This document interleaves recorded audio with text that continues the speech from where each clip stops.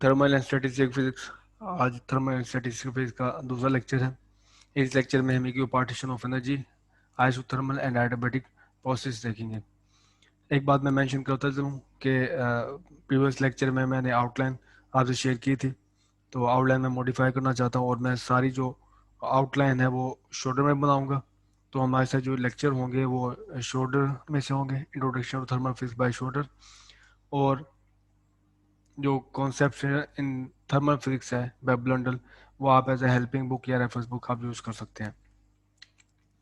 तो आज के जो मेनली हमारे पास दो टॉपिक्स हैं। अ, एक होगा हम इक्विपार्टीशन थ्योरम डिस्कस करेंगे, इक्विपार्टीशन ऑफ एनर्जी डिस्कस करेंगे। थ्योरम हम बाद में प्रूफ देखेंगे थ्योरम का। और आइसोथर्मल एक्सपेंशन है या कंप्रेशन है, जिसमें टेम्परेचर चेंज नहीं होता सिस्टम का।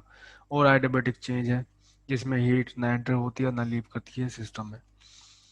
तो पहले इक्विपार्टीशन ऑफ एनर्जी। तो लास्ट लेक्चर में मैंने आपको बताया था कि आप सिंग अगर आपका मॉलिक्यूल कंटेनर में गैस मॉलिक्यूल एक डायमेंशन में मूव कर रहा है, तो आप उसकी एवरेज थर्मल एनर्जी 1/2 kT ले सकते हैं। और दूसरी डायमेंशन के लिए आपको 1/2 kT एक और ऐड करना पड़ेगा, और थर्ड डायमेंशन के लिए 1/2 kT और ऐड करना पड़ेगा। दरअसल ये एक स्पेशल केस है मोर जनरल रिजल्ट का, और वो मोर जनरल रिजल्ट है इक्विपार्टीशन थ्योरम। तो इक्विपार्टीशन थ्योरम हमें ये बताता है कि आपके पास अगर एनर्जीज हैं, सिस्टम में एनर्जीज हैं मॉलिक्यूल से क्रॉसपॉन्ड, और वो एनर्जी हैं क्वाड्रेटिक फंक्शन कोऑर्डिनेट के या फिर वेलोसिटी कंपोनेंट के। अगर आपके पास एनर्जीज हैं सिस्टम में और वो क्वाड्रेटिक फंक्शन है कोऑर्डिनेट के या एक्स, जिसे एक्स वाई जी कहते हैं, या फिर वेलोसिटी कंपोनेंट के क्वाड्रेटिक हैं, तो उस वो हर डिग्री फ्रीडम, जैसे कि ये क्वाड्रेट है आपके पास, तो इस क्वाड्रेटिक डिग्री फ्रीडम के कॉरस्पॉन्ड आपको जो थर्मल एनर्जी मिलेगी 1/2 kT मिलेगी। अगेन तो ये हमारे पास वेलोसिटी कंपोनेंट में कोऑर्डिनेट है, तो इस काइनेटिक एनर्जी कॉरस्पॉन्ड जो कि जेड के अलोंग है, आपको एक और 1/2 kT एवरेज थर्मल एनर्जी मिलेगी या सिस्टम में ऐड करना होगी। तो इक्विपार्टीशन थ्योरम की जो स्टेटमेंट है, at temperature T the average energy of any quadratic degree of freedom is 1/2 kT। तो इसलिए हमने पर डिग्री ऑफ फ्रीडम, जैसे कि ये हमारे पास ये वेलोसिटी एक्स के अलोंग मॉलिक्यूल्स की, तो इसे क्रॉसपॉन्ड 1/2 kT मैंने ऐड किया। ये वी वाई के अलोंग है, क्वाड्रेटिक डिग्री ऑफ फ्रीडम है, तो इसे क्रॉसपॉन्ड 1/2 kT और आ जाएगा।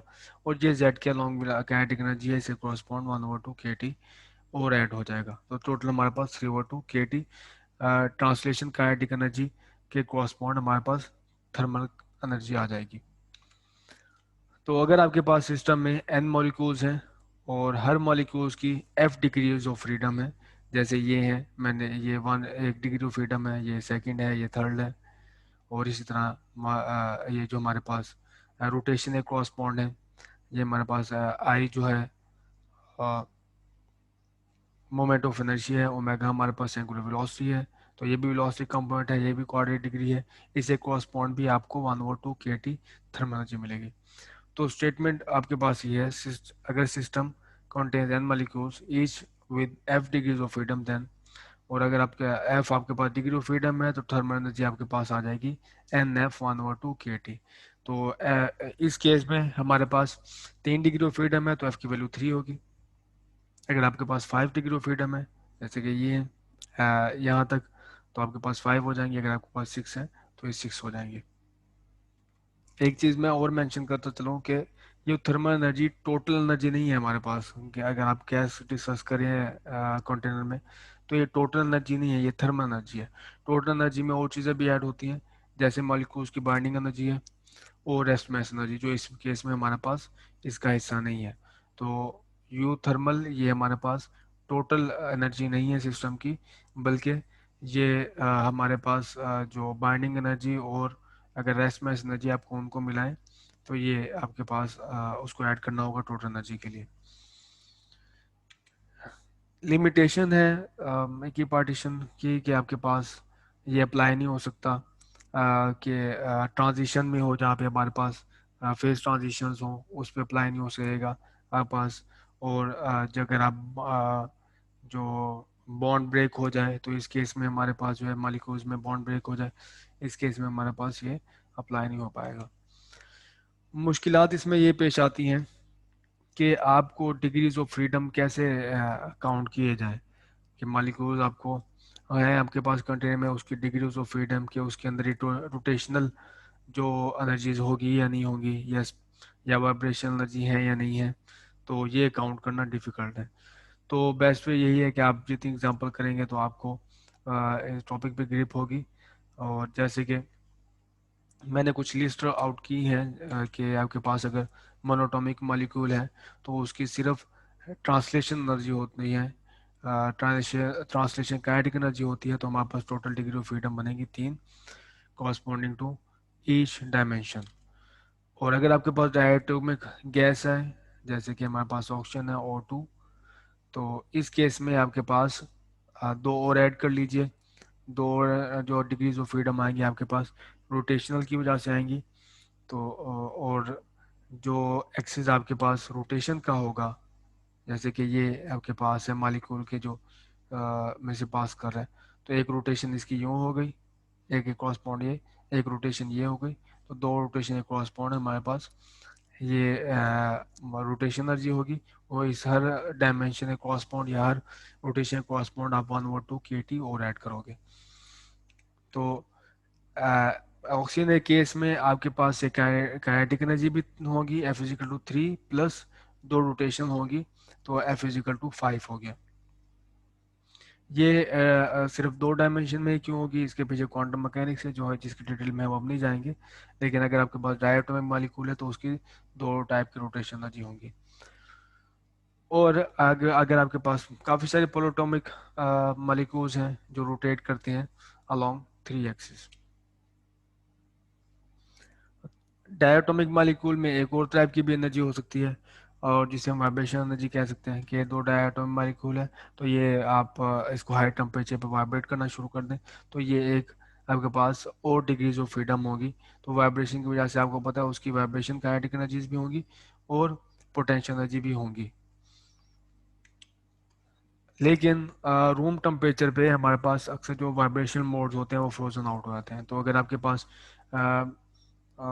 रूम टेम्परेचर पे आपसे कहा जाए कि गैस की क्या काइनेटिक क्या थर्मल एनर्जी होगी, तो आप 3 डिग्रीज ऑफ फ्रीडम काउंट करेंगे ड्यू टू काइनेटिक एनर्जी, और 2 डिग्रीज ऑफ फ्रीडम काउंट करेंगे ड्यू टू रोटेशनल, और वाइब्रेशन आप काउंट नहीं करेंगे क्योंकि रूम टेम्परेचर पे ये फ्रोजन आउट हो जाते हैं। इसकी भी वजह बेसिकली क्वांटम मैकेनिक्स में है। इन अ सॉलिड, और अगर आप सॉलिड से बात करें, अभी तक जो हम बात कर रहे थे वो थी गैस, तो अब अगर आप सॉलिड की बात करें तो सॉलिड में आप ले सकते हैं ये लेटेस है, और ये लेटेस के दिमाग में जो बाइंडिंग एनर्जी ये है, बाइंडिंग एनर्जीज हैं जिसे बाइंड हुए हुए हैं एटम्स, तो आप इसको स्प्रिंग से शो कर सकते हैं। तो ये आपके पास हर स्प्रिंग के कॉरस्पॉन्ड ये हर एटम की 3 डायमेंशन है, 3 परपेंडिकुलर डायरेक्शन है, और हर एटम की आपके पास बनेगी 3 काइनेटिक एनर्जीज और 3 पोटेंशियल एनर्जी वाइब्रेशन की वजह से। और अगर आप इसी तरह लिक्विड्स की बात करें, इसको जनरलाइज का जनरली जो यूज होता है ये 3/2 kT आपके पास ट्रांसलेशन काइनेटिक एनर्जी की वजह से ये 3/2 kT आपके पास थर्मल एनर्जी आ सकती है। लेकिन ये थ्योरम जो है एडिशनल एनर्जीज के लिए वर्क नहीं करता, क्योंकि जो पोटेंशियल्स होते हैं लिक्विड में वो क्वाड्रेटिक फंक्शन नहीं होते, तो इस वजह से आपका यूक्लिड पार्टीशन थ्योरम उस केस में वर्क नहीं करेगा।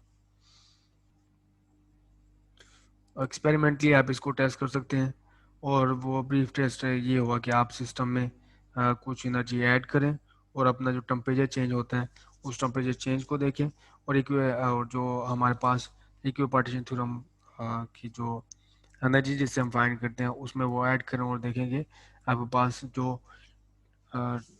जो आपने एनर्जी ऐड की है उससे कॉरस्पॉन्ड जो टेम्परेचर चेंज हुआ है वो एक्सपेरिमेंटली और थ्योरेटिकली मैच करते हैं या नहीं करते। तो दो प्रॉब्लम देख लेंगे हम इक्वी पार्टीशन थ्योरम से। एक होगा हमने calculate the total thermal energy in a litre of helium at room temperature and atmospheric pressure, then repeat the calculation for a litre of air. तो 1 लीटर हीलियम है हमारे पास। हीलियम हमारे पास monoatomic molecule है, तो इसकी जो हमारे पास डिग्रीज ऑफ फ्रीडम होगी एफ इजिकल टू 3 होगा। और एन F1O2 kT ये फार्मूला हमारे पास। तो N kT मैंने इसको सेपरेट आउट कर दिया, F की जगह पे 3 आ गया। और N kT हमारे पास आइडल गैस के लिए हमारे पास PV equal to N kT होता है। तो N kT की जगह पे मैंने पुट कर दिया PV। तो स्टैंडर्ड प्रेशर है मेरे पास 1 एटमोसफेयर। 1 एटमोसफेयर को आप इस तरह लिख सकते हैं 10⁵ N/m²। और 1 लीटर इक्वल होता है 10⁻³ मीटर क्यूब के। वो 3/2 ये 7 मल्टीप्लाई होता आ रहा है। तो आपके पास ये बनेगा 150 जाउल। अब अगर आप एयर की बात करें या फिर ऑक्सीजन और नाइट्रोजन जो कि दोनों डायटोमिक मॉलिक्यूल्स हैं, तो इस केस में आपको पता है कि आपके पास 2 डिग्रीज ऑफ फ्रीडम एडिशन होगी। 3 होंगी ट्रांसलेशन काइनेटिक एनर्जी की वजह से, और 2 होंगी रोटेशन एनर्जी की वजह से। तो यहाँ पे एफ की जगह पे 5 आ गया, N kT की जगह पे PV, और यहाँ पे मेरे पास मिस्टेक है, यहाँ पे 3 की जगह पर हमारे पास होगा 5। तो ये है 5 और यहाँ पे 250 इसका रिजल्ट है। सेकेंड प्रॉब्लम है calculate the thermal energy in a gram of lead at room temperature assuming that none of the degrees of freedom at are frozen out। तो हमारे पास है ये लेड है और रूम टेम्परेचर पे है। तो आपको पता है कि ये सॉलिड होगा, और इसके 3 डायमेंशन, हर एटम की 3 डायमेंशन में मोशन होगी, और 3 हमारे पास काइनेटिक एनर्जीज होंगी और 3 पोटेंशियल एनर्जी। तो F equal to 6। Atomic mass है लेड का 207.2 एटॉमिक मास यूनिट। तो one mole of number of moles in 1 gram is equal to n। और हमारे पास नंबर ऑफ मोल्स होंगे 1, या आप कह लें 207 ग्राम नंबर ऑफ मोल्स ग्राम इन 1 मोल। तो ग्राम से नंबर था 207, डिवाइड हो गया 1/207.2 मोल्स। और इसको आप यूज़ करेंगे अगर आइडियल गैस इक्वेशन जिसमें हम रिप्लेस कर सकते हैं N R equal to N K से। तो एन के की जगह पे एन आर आ गया, तो ये थर्मल बन जाएगा F1/2। के की जगह पे स्मॉल एन आर आ गया। तो आप वैल्यूज पुट करेंगे आइडियल गैस इक्वेशन की, और टेम्परेचर पुट कर दें आप 300 केल्विन, और एन हमारे पास यहाँ से आ गया, तो ये बन जाएगा 36 जाउल। तो यहाँ तक हमारे पास इक्विपार्टीशन थ्योरम का इख्तिताम। तो अब हम डिस्कस करेंगे compression of an ideal gas. और अ, किसी गैस आप कंप्रेस करें इसको, तो 2 केसेस हो सकते हैं। एक केस ये है कि आप अगर इसको स्लोली कंप्रेस करते हैं या स्लोली एक्सपेंड करती है, तो उसका टेम्परेचर और आपके पास जो कंटेनर है वो गुड थर्मल इन कांटेक्ट है इन्वायरमेंट के, तो उसका टेम्परेचर राइज नहीं होगा, क्योंकि जो हीट होगी वो फ्लो आउट कर देगी इन्वायरमेंट में। और स्लो कंप्रेशन में भी अगर आपके पास कॉन्स्टेटिकली स्लो कंप्रेस कर रहे हैं या एक्सपेंड करिए गैस, तो उस केस में भी आपके पास टेम्परेचर राइज नहीं होगा। दूसरा केस होता है कि अगर आप तेज़ी से अपनी गैस को कंप्रेस करते हैं, तो उस केस में हीट ना ऐड होती है सिस्टम में, ना लीव करती है, लेकिन आपकी गैस का टेम्परेचर राइज करता है। तो 2 केसेस हैं हमारे पास कि अगर हमारे पास स्लो कंप्रेशन है या स्लो एक्सपेंशन है, उस केस में हम उसे कहेंगे आइसोथर्मल, क्योंकि इसमें टेम्परेचर चेंज नहीं होगा। और दूसरा अगर फास्ट है हमारे पास कंप्रेशन या फिर एक्सपेंशन, तो उस केस में हम उसे कहेंगे आइडियाबैटिक। so slow that temperature of the gas does not rise at all, तो इसमें हम कहेंगे आइसोथर्मल।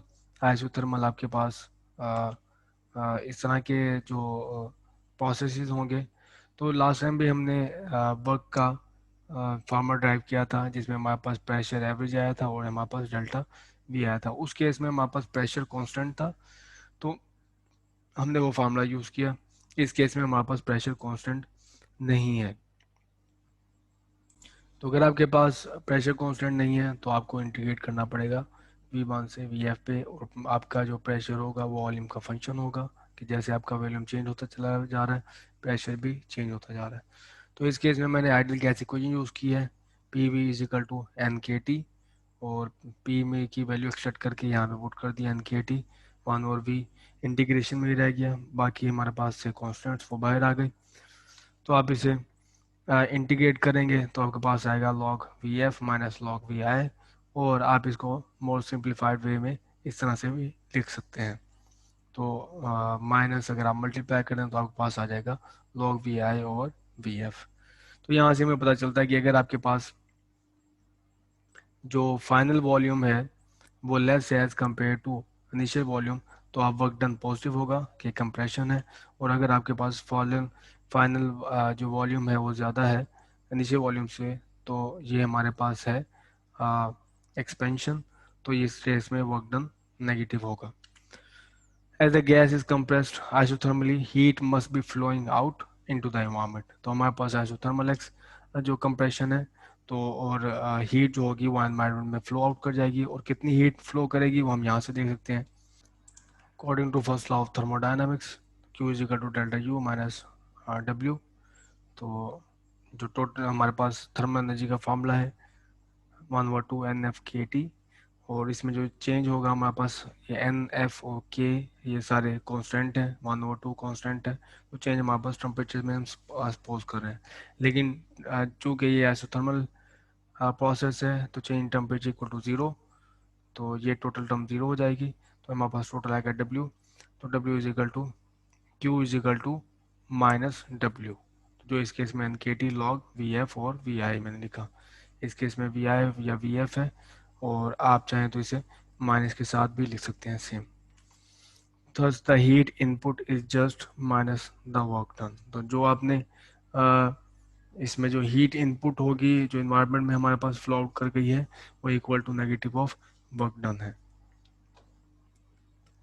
आप दोबारा ये कंपैरिजन कर सकते हैं कि अगर आपके पास कंप्रेशन होगा तो ये हमारे पास क्यू नेगेटिव होगा, और अगर आप हमारे पास एक्सपेंशन है गैस की तो क्यू नेगेटिव होगा।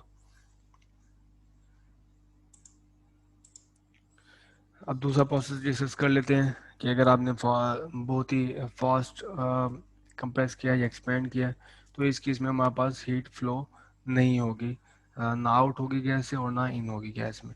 तो ये हम आप बेसिकली जाएंगे एक आइसोथर्म से दूसरे आइसोथर्म की तरफ से, जिसे हम कहते हैं आइडियाबैटिक प्रोसेस। तो इनिशियल वॉल्यूम हमारे पास गैस का ये है, फाइनल वॉल्यूम हमारे पास गैस का ये है। तो हमने आइडियाबेटिकली कंप्रेस किया गैस को इनिशियल से फाइनल में। तो मैं स्टार्ट करता हूँ डेल्टा यू से, जो हमारे पास है फर्स्ट लॉ ऑफ थर्मोडायनामिक्स, तो हीट फ्लो जीरो है, तो ये हमारे पास जीरो आ जाएगा, delta U is equal to W है।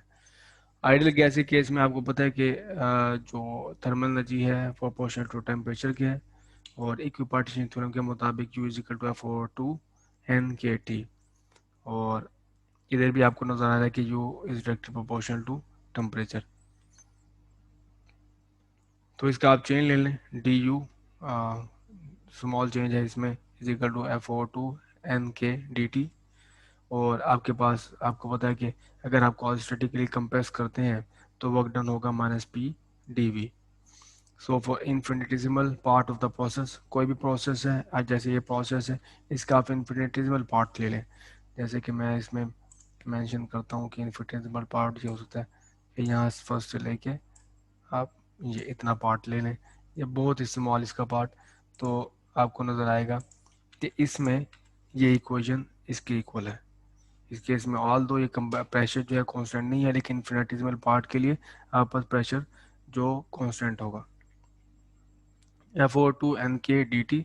तो मैंने इक्वेशन पुट किया, इसको थोड़ा सा रीअरेंज किया, पी की जगह पे एन आप वैल्यू आ गई एन के टी और वी, और जैसे कि हमें पता है कि आप आर एन को रिप्लेस कर सकते हैं आइडल गैस में एन के से, कैपिटल एन के से, तो इसमें मैंने यही किया। तो आप इसको एन के कैंसिल हो जाएगा, और थोड़ी सी रीअरेंजमेंट से आप इक्वेशन को इस तरह से लिख सकते हैं। और अगर आप इसका इंटीग्रेट कर लें इनिशियल से फाइनल टेम्परेचर और इनिशियल से फाइनल वॉल्यूम में, तो आपको ये वैल्यू मिल जाएगी। और इसको मज़ीद सिंप्लीफाई करने के लिए आप लॉग को भी रिमूव कर सकते हैं, F1/2 इस पूरी जो टर्म है उसकी पावर में चला जाएगा, फिर आप इसको लॉग लेके एक्सपोनेंट लेके कैंसिल आउट कर सकते हैं। तो आपके पास ये आ गया।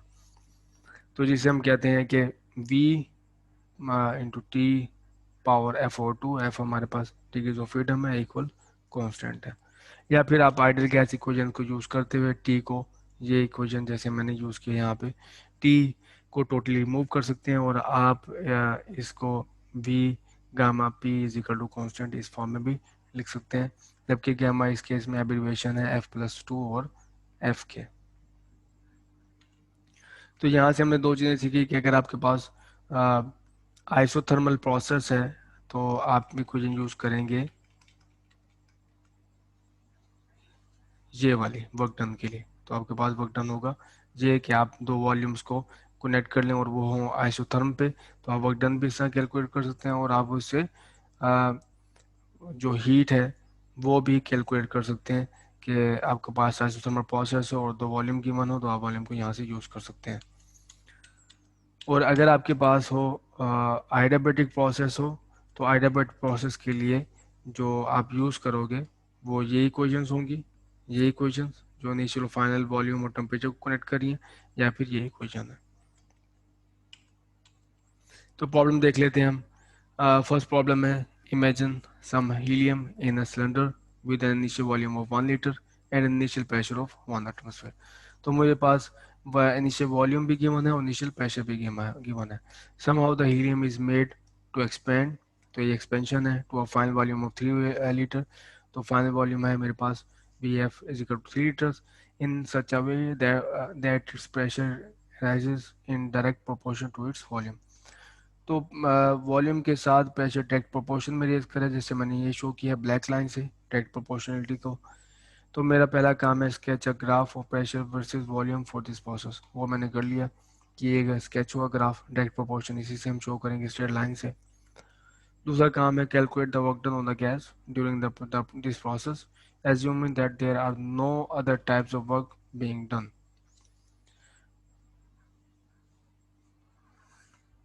तो मेरे पास है जो प्रोसेस है ये मेरे पास W is equal to minus P, P मैं ले रहा हूँ यहाँ पे एवरेज, और एवरेज है डेल्टा एवरेज प्रेशर जो यहाँ पे आप एवरेज लोगे तो आपके पास प्रेशर आएगा 2 एटमोसफेयर, और डेल्टा वी आपके पास है चेंज वॉल्यूम, चेंज वॉल्यूम भी आप यहाँ से देख सकते हैं कि 2 लीटर्स है। तो आप यहाँ पे एटमोसफेयर की जगह वैल्यू जगह पे पास्कल में 10⁵ वैल्यू पुट करेंगे और लीटर की जगह पे आ जाएगा 10⁻⁻3, तो वैल्यू आपके पास बनेगी 400 जाउल। थर्ड पार्ट है calculate in the helium's energy content during this process. तो इस प्रोसेस के दौरान हम एनर्जी कंटेंट हीलियम जो कि हमारे पास मोनोटॉमिक है तो एफ की जगह पे 3 आ गया, एन की टी की जगह पे पी वी, पी वी की वैल्यू आप देख सकेंगे कि इसमें अगर आप डेल्टा यू में चेंज लें तो आपके पास दोनों वैल्यू चेंज हो रही है, पी भी चेंज हो रहा है, वी भी चेंज हो रहा है। तो आप initial final minus initial values put करेंगे तो आपके पास 1200 जाउल आ गया। Calculate the amount of heat added to or removed from the helium during this process। तो अमाउंट जो ऐड की गई है या रिमूव की गई है इस प्रोसेस में हीट की, वो आप कैलकुलेट करें। तो हम यूज़ करेंगे फर्स्ट लॉ ऑफ थर्मोडायनामिक्स और change in thermal energy minus work done is equal to this 1600 joule. तो ये ना आइसोथर्मल प्रोसेस है हमारे पास, ना एडियाबैटिक प्रोसेस है। तो ये सिंपल एग्जांपल थी जो आपको शो की जा सकती है कि किस तरह आपने फर्स्ट लॉ ऑफ थर्मोडायनामिक्स को यूज़ करते हुए हीट या थर्मल एनर्जी या वर्क डन आपने कैलकुलेट करना है। In a diesel engine, atmospheric air is quickly compressed to about 1/20 of its original volume. The temperature of the air after compression and explain why a diesel engine does not require spark plug। तो ये हमारे पास है atmospheric air is quickly compress, quickly से हमें पता चलता है कि ये सॉर्ट ऑफ एडियाबैटिक प्रोसेस है। तो एडियाबैटिक प्रोसेस की हमने यहाँ पे इक्वेशन यूज़ करनी है। इनिशियल वॉल्यूम का 1/20 है फाइनल वॉल्यूम, तो ये भी हमारे पास उसकी रेशियो मिल गई, तो वो भी हम यूज़ कर सकते हैं। और हमने इस पर एक कमेंट भी करना है। तो मॉलिक्यूल हम यूज़ कर रहे हैं air, atmospheric air is quickly compressed. तो एयर में हमारे पास ऑक्सीजन नाइट्रोजन है, तो वो डायटोमिक मॉलिक्यूल्स हैं, उसके लिए हम एफ यूज़ करेंगे 5, और टेम्परेचर हम यूज़ करेंगे रूम टेम्परेचर, वो है 300 केल्विन। इक्वेशन अगेन वही मैंने यूज़ की एडियाबेटिक की, आप इसको रीअरेंज कर सिंप्लीफाई कर सकते हैं। अगर आप इस पूरी इक्वेशन की पावर ले लें 2, 2 से यहाँ कैंसिल हो जाएगा, वी एफ की जगह पे स्क्वायर आ जाएगा, वी आई की जगह पे भी स्क्वायर आ जाएगा, और यहाँ पे एफ और एफ रह जाएगा। अब फिर आप इसको पावर ले लें 1/f, तो आप देखेंगे कि एफ भी यहाँ से रिमूव हो जाएगा। तो मैंने यही किया है कि एफ भी रिमूव कर दिया, 2 भी रिमूव कर दिया। अब आप इसको रीअरेंज करें और कैलकुलेट करें आप टी एफ के लिए, या सिंप्लीफाई करें टी एफ के लिए।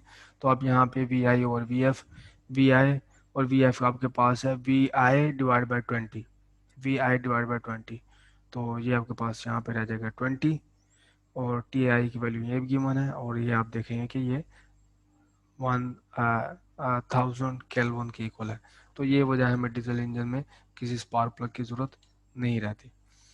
तो समरी है हमारे पास कि इक्विपार्टीशन थ्योरम की स्टेटमेंट है ये, at temperature T the average energy of any quadratic degree of freedom is 1/2 kT, और in an isothermal expansion delta T equal to 0, an adiabatic change is both isothermal and reversible.